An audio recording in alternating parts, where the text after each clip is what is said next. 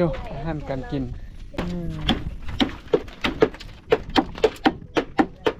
เขียนนี่ก่อนเนาะเดี๋ยวคมกันว่าจะบ่ได้ใส่เล็กตะปูเลยเนาะได้ใช้บ่ได้ใส่เล็กตะปูใส่ไม่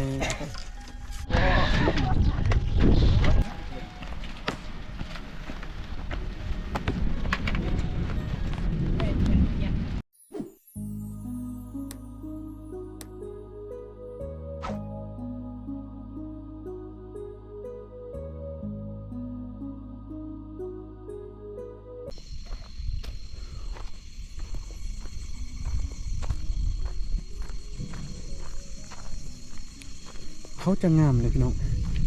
คันท้าว่าเห็ดอยู่ให้ปลาแก่เขาให้จะงามจะพอกินในระยะ1 ปีพี่น้อง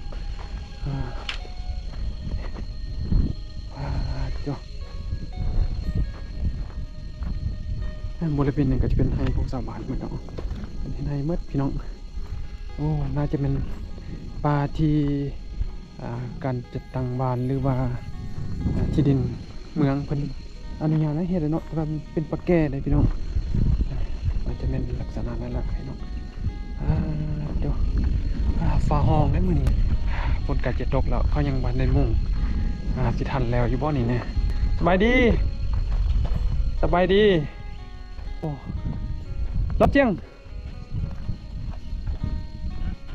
เฮ็ดคักเนาะเฮ็ดให้เนี่ยเฮ็ดตุ๊บให้เนี่ยนะโอ้แน่นหน้าดีโอ้สบายดีไปหันฝนตกโอ้เอาไว้นี่สบายดีซองอยู่ดอยอยู่ดอยปลาเลยเด้อนี่มันเจอกันอยู่ให้อยู่ส่วนเลยเนาะพี่น้องเนาะบ่มีโอกาสได้เห็นกันจักเทื่อเด้น้องเห็นตลอดจะไปทำงานกันแม่นซองอยู่ดอยบรรยากาศอยู่ไฮอยู่ส่วนเนาะเพิ่นเฮ็ดฟันไฮฟันส่วนแล้วก็จะมาเฮ็ดตุ๊กเพื่อว่ามาพักมาเศร้าอยู่พี่เลยเนาะน้องเพิ่นเฮ็ดโอ้ใหญ่ตุ๊กใหญ่กว้างโธ่สบายดีหมดทุกคนป้องสวะป้องอีน่าไอ้แม่นคนมอนเด้อไอ้เอิดคล่องละเด้อจะลองจะลองยอกเด้อยอกดูอาหารการกินแกงนอบ่ดูปลุกเที่ยงยายนี่สิมานอนอยู่พี่เลยบ่ฮะปลุกตุ๊บยายนี่มานอนอยู่พี่เลยบ่บางมื้อก็นอนมื้อนอนบางมื้อพี่น้องโอ้ปากนี้จะมืดมัวได้นิดนึงเนาะพี่น้อง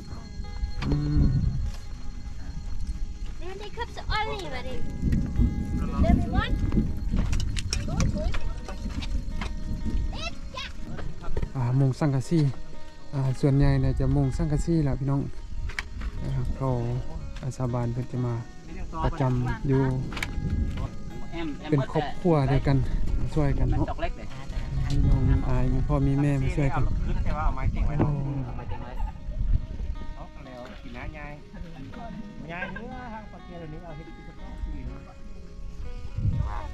มันดินอย่างไรอยู่นะเป็นเบิ่งแม่แห้วบุเรินแห้วดอยเก่าสิเฮ็ดวัดเก่าซ้ำๆอยู่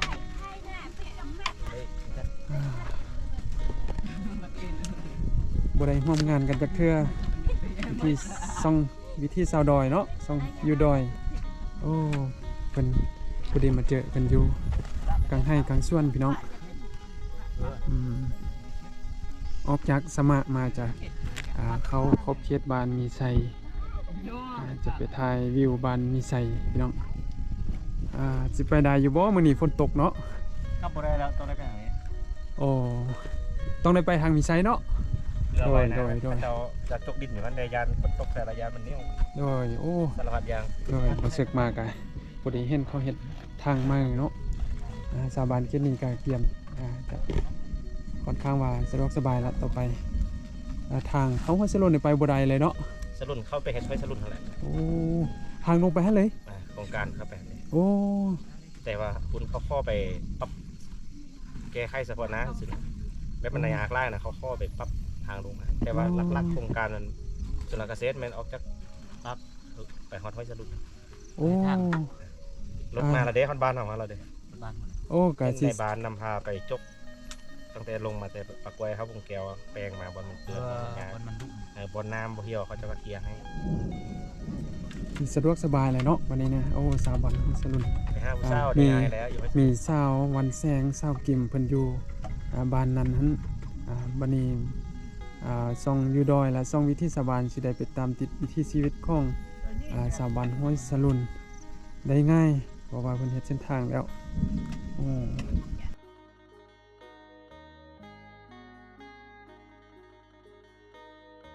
ถ้าว่าบ่มงในฝนตกห่ำมาเฮาสิอยู่ไสนี่น่ะ โอ้เห็นตุ๊บหับห้องไว้เนาะพี่น้องเห็นตุ๊บหับห้องไว้ยานว่าฝนตกมาช่วงต้นช่วยนี้ฝ่ามือแล้วพี่น้อง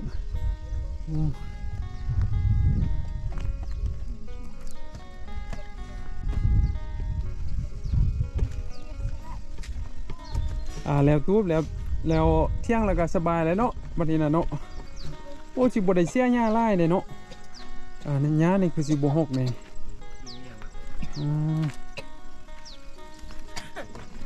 ให้ปลาแก่โอ้ได้ฟื้นไล่เนาะโอดในเลาะเนาะโอ้จะเป็นคุณห้วยบ่นี่น่ะแม่นบ่แม่นบ่แม่นนะจะบ่แม่นเลยเนาะเขาอนุญาตให้แล้วเนาะแม่นบ่เมนูมียังกินได้มื้อช่วยนี่ คอมปูซุป แอนมะกรูดซุป โอ้อาหารพื้นบ้านกาแซ่บแนวนึงเนาะกินผักกูดกินผักธรรมชาติที่ปลอดสารพิษพี่น้องเจียงไฮ้เพิ่นก็จะเฮ็ดแบบนี้เนาะเฮ็ดตุกไห้นะผ้าไหมแล้วก็จะเอาเฮ็ดคะแนบลงในนี้สับฝากใส่พี่น้องไหมขัดฟ้าเพิ่นจะบอกนี้เนาะบอกแบบนี้บอกนี้นะไหมชุบใส่บ่จำเป็นต้องได้ใส่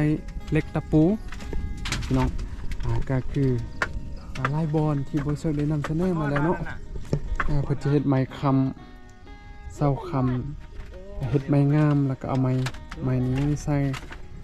เพื่อว่าบ่ให้มันมันหลุดเนาะบ้านดอกสมาไอ้มาทุกงานนะทุกคนเห็นนะทุกคนจะทราบ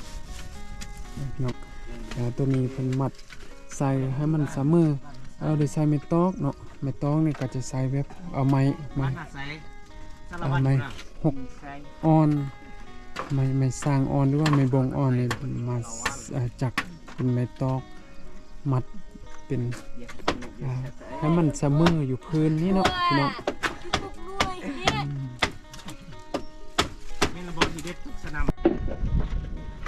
ก่อนที่ฝนจะตกลงมาเนาะเคี้ยวในการเฮ็ดตุ๊บเฮ็ดเที่ยงไห้เนาะ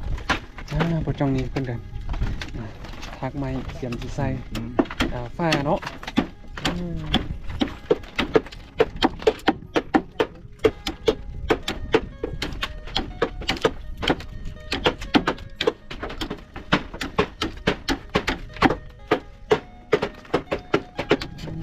แบบนี้เลยพี่น้องมันจะเอาทางไม้แล้วจะซุบลงไป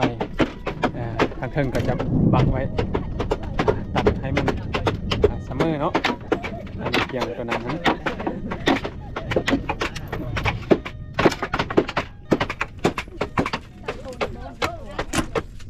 เดี๋ยวจิบท่านฝนตกได้ฝนตกห้ำได้เนาะจ้องฝนจิตกห้ำได้ต้องได้ฟาวได้ด้วนได้เป็นบ่น้องทางนี้เป็นกระบอกมันนี่เนี่ยเขาดีเลยปอกมันเลยจำเหรอตัวนี้ก็เฮ็ดเอิ้นว่าเสียบ่เอิ้นว่าเสียบ่หรือว่า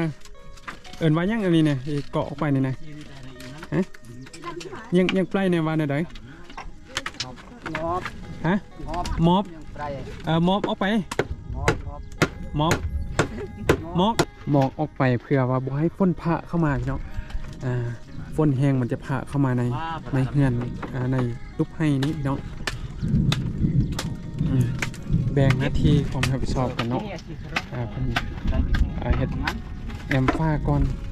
ยานฝนตกลมแห้งเนี่ยจะพาเข้ามาเนาะเป็นยาไอความเปรี้ยวนะเป็นยาไอความ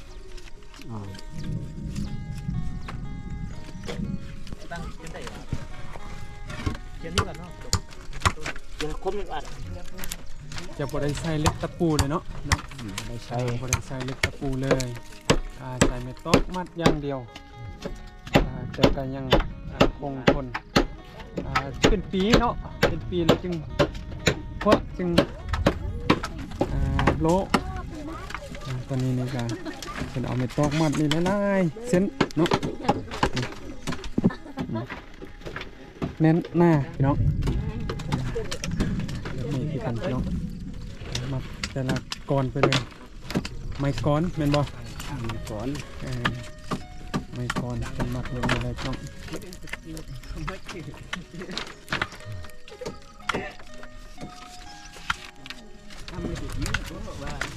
ยันลึกเขาได้มาอยู่บอกแอมช่วงมันลำผู้หญิงหรือว่าผู้หญิงเพิ่นก็จะจักตอกไว้มัดเนาะเฮ็ดยาวๆนี่เลยนะขั้นตอนการจักตอกเพื่อเป็นมัดเท้ามัดก้อนใส่ไม้ยังไม้บงบ่ไม้บงเฮ็ดไม้ตอกน้อง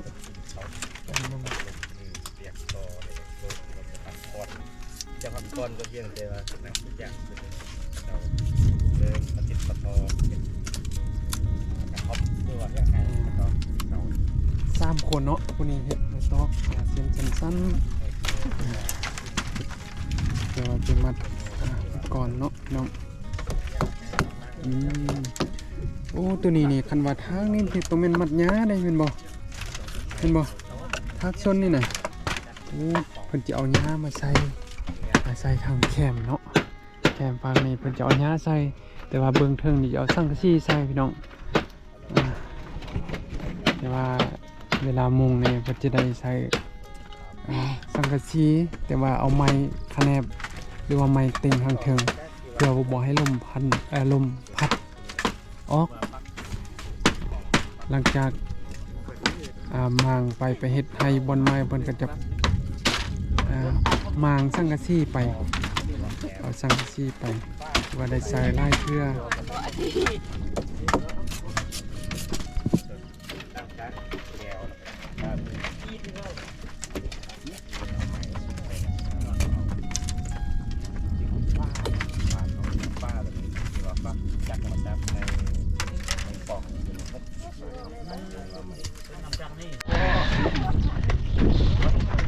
แอมฟ้าเนาะ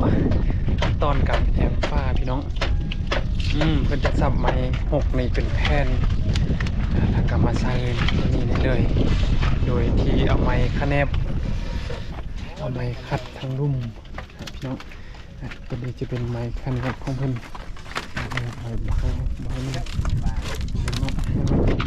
แปรดี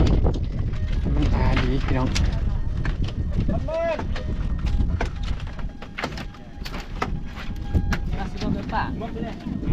อีโดนอีเพียงอีแก้วเอาพูด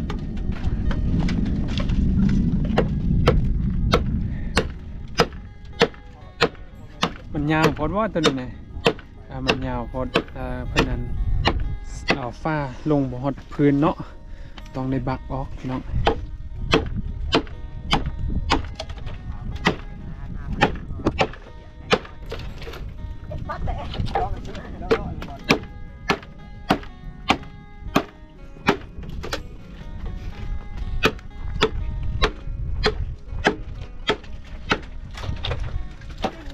ตอกมัด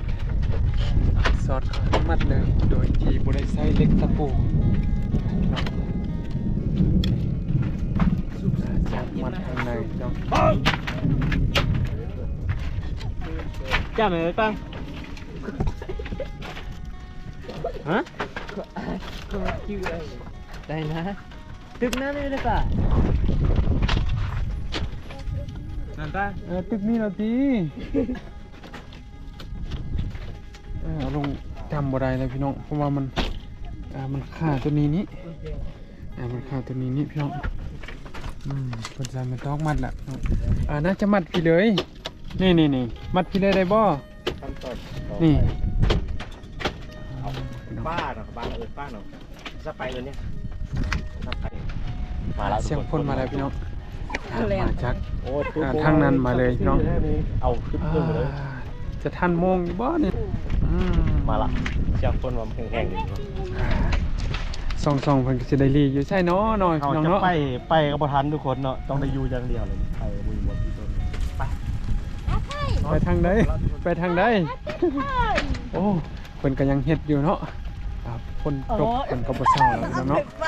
ฝนยานมาแห้งแล้วนี่โอ้ช่วยเพิ่นโอเคช่วยเพิ่นเนาะให้แล้วไว้ไหมโอเคยกขึ้นนิดนึงเต็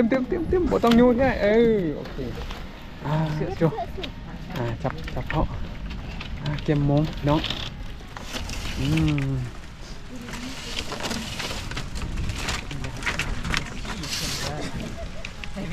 ยกขึ้นนิดนึงโอเคนี่ได้ส่งแผนละฝนกระตกมาตู้ฝนต่อเพื่อเฮ็ดให้สำเร็จภายในมื้อนี้เนาะจะแบ่งงานกันผู้ยิงจะไปสับฟากพี่สับฟากแล้วก็จะค้นมาใส่แอมฟ้านี่ก่อนยันลมแห้งมื้อนี้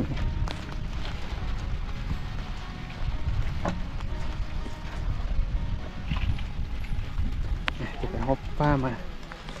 จับฟ้ามา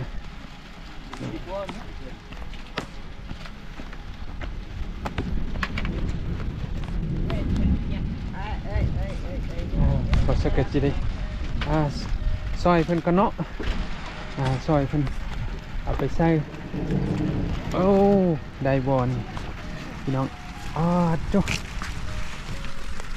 ดอนบอลเนี่ยโอ้ได้ยาวเนาะพี่น้องเนาะ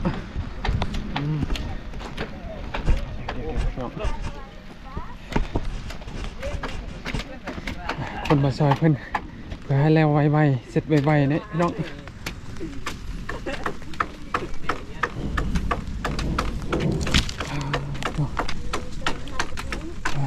จะประมาณ3 เมตรปลายหรือว่า4 เมตรเนาะลวงยาวลงยาวเนาะอันนี้จะเป็นลงกวางน่าจะเป็น4 คูณ 3ฝั่งนี้ใจมัน3 เมตรทางนี้4 เมตรพี่น้องกวางเต้พี่น้องโอ้โอเค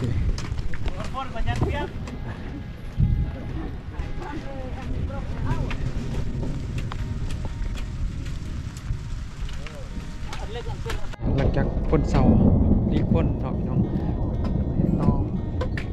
ฟ้าต่อแต่ว่ามื้อนี้เพิ่นว่าสิบ่มุ่งพี่น้องเพราะว่าย่านว่าลมสิพัดแฮงเนาะลมพัดแฮงแล้วก็ย่านสังกะสีเพิ่นปิวบ่มุ่งเพื่อเดี๋ยวแอมฟ้าก่อนเดี๋ยวเพิ่นจะมุ่งแอมปากทางนี้นี่ก่อนเนาะเดี๋ยวเพิ่นจะเอาย่ามุ่งก่อนแล้วเพิ่นจุดดีสังกะสีมุงทางเทิงพี่น้องสั่นคลิปนี้มาฮอดนี้ก็หมดเพียงเท่านี้เนาะฝากพี่น้องกดไลค์กดแชร์กดติดตามเพื่อเป็นกำลังใจในการเฮ็ดคลิปใหม่ๆสำหรับคลิปนี้ลาพี่น้องก่อนลาสบายกันไปวันใหม่เนาะสำหรับคลิปนี้พอเก่าก็มาสบายดี